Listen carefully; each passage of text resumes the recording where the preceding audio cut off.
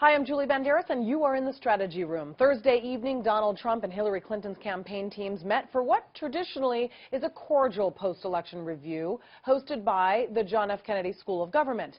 A heated exchange took place, though, between Clinton campaign communications director Jennifer Palmieri and Trump campaign manager Kellyanne Conway. Let's listen. I would rather lose than win the way you guys did. No, you wouldn't. Yes. No, you wouldn't. Absolutely. Yes. No. That's very clear today. No, you wouldn't, respectfully. Absolutely. Do you think I ran a campaign where white supremacists had a platform? You going to look me in the face and tell me that? It did. Kellyanne really? did. Oh, and that's how you lost? It did.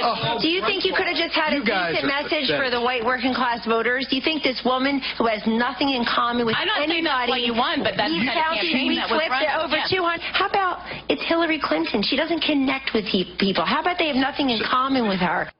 The wounds were still obviously pretty raw there as the teams clashed more than once throughout the event. So will this tension continue between camps, or was this meeting just too soon after the election? Joining me now, Democratic strategist Atima Omara and Republican strategist Matt Keelen. Is that correct? Yes. Matt Keelen, thank you very much. Welcome to you both.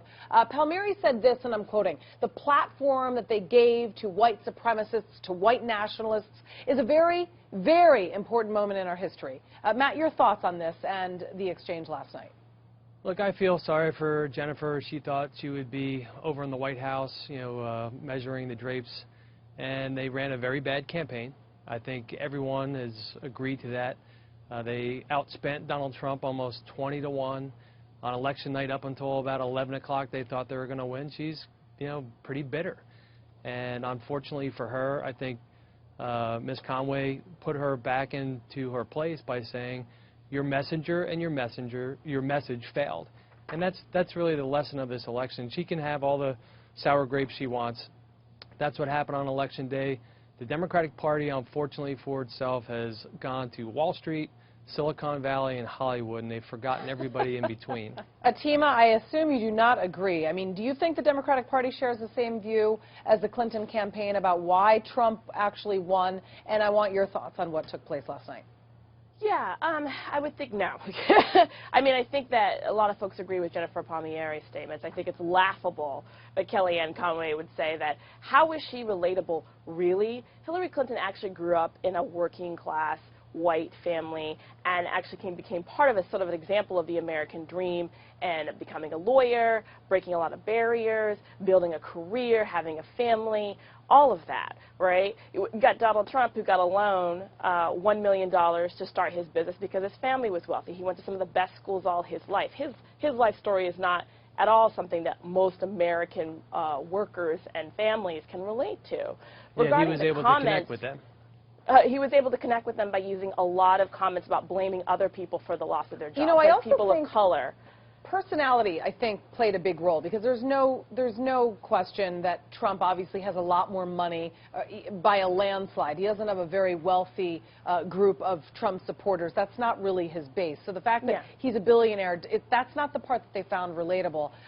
Conway also got in a few shots in saying that, quote, "I said to Mr. Trump, you're running against one of the most joyless presidential candidates in history. Why don't we find a way to be the happy warrior?" Matt, what do you make of that? Well, Julie, I totally agree with what she said. Unfortunately, Hillary just did not connect with those voters. And what they ought to be asking themselves is why? Why did those voters move away from them?